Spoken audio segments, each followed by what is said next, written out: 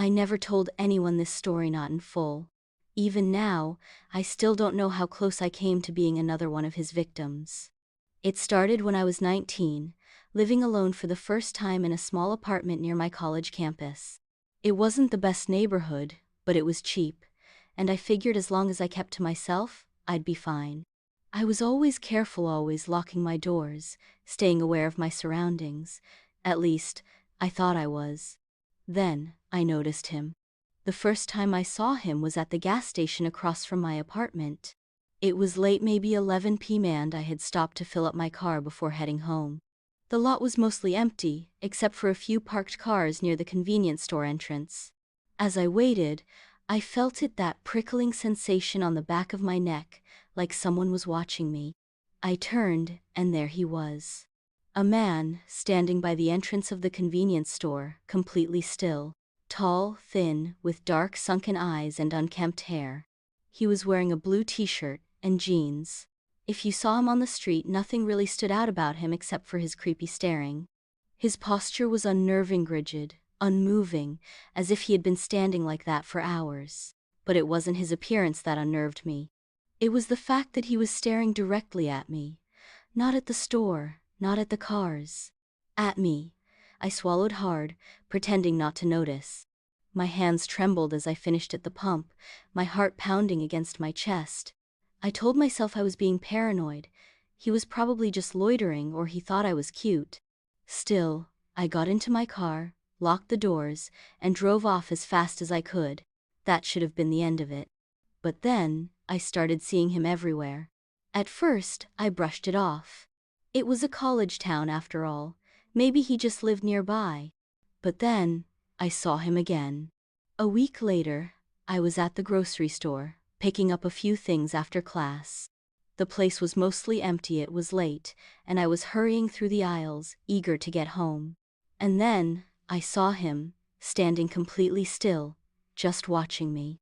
His eyes were locked onto me. I froze, gripping the handle of my basket so hard my knuckles turned white. He didn't move.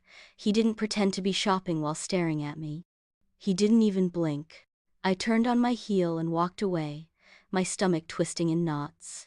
The entire time I was in that store, I felt him just out of my line of sight, lurking at the edges of my vision. When I finally stepped into the parking lot, I nearly screamed when I saw him standing near my car. I forced myself to keep walking fast but controlled. My hands fumbled for my keys as I approached. Then, just as I reached my door, he turned and walked away.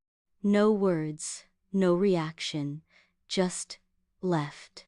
My heart was still hammering in my chest when I locked myself inside. I sat in my car for a moment, gripping the steering wheel, trying to calm my breathing. I told myself it was just a coincidence, but deep down, I knew it wasn't. Then, a few nights later, I saw him outside my apartment. I was studying in my bedroom. My blinds were closed, but a tiny gap let in a sliver of daylight. A few hours later, I decided to stretch my legs. There he was, staring at me, like he knew I would be coming out at that exact time. He was facing my apartment, watching. I felt sick. My skin crawled with the realization that he knew where I lived. I shut my laptop and crawled into bed, forcing myself to ignore it. Maybe if I didn't react, he'd lose interest. Maybe he was just a homeless man passing through. Maybe. I barely slept that night. A week passed. No sign of him. I started convincing myself that I had imagined it, that I was overreacting. Then, one night, it happened. I had been at the library late, cramming for an exam. By the time I got into my apartment complex, it was almost midnight. The parking lot was eerily quiet. I hurried inside. As soon as I stepped in, I knew something was wrong. It was subtle, just a shift in the air, an unnatural stillness. My gut twisted, my pulse pounded in my ears. I locked the door behind me, set my bag down, and walked toward my bedroom. Nothing looked out of place, but as I passed my closet, my breath caught in my throat. The door was open, just an inch. I always kept it shut. I stood there, frozen, my mind racing. I told myself it was nothing. Maybe I had left it open earlier. Then, I saw it. A shoe. A man's shoe. A wave of terror crashed over me.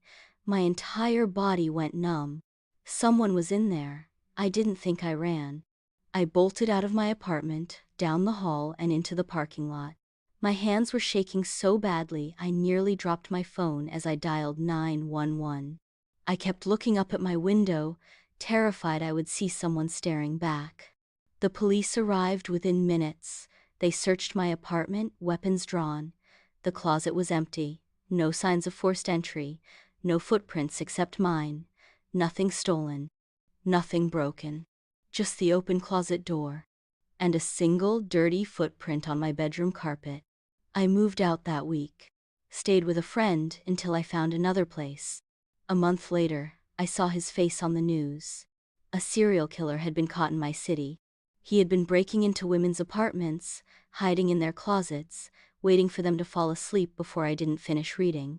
Because as they flashed his mugshot on the screen, my blood ran cold. It was him. The man who had been watching me. The man who had been inside my apartment. I still have nightmares about that night. I wonder what would have happened if I had gone to sleep instead of noticing the closet door. How long had he been in there, waiting? To this day, whenever I move into a new place, I check every closet before I go to bed. Because now, I know one thing for certain. Sometimes, the monster isn't just watching. Sometimes, he's already inside.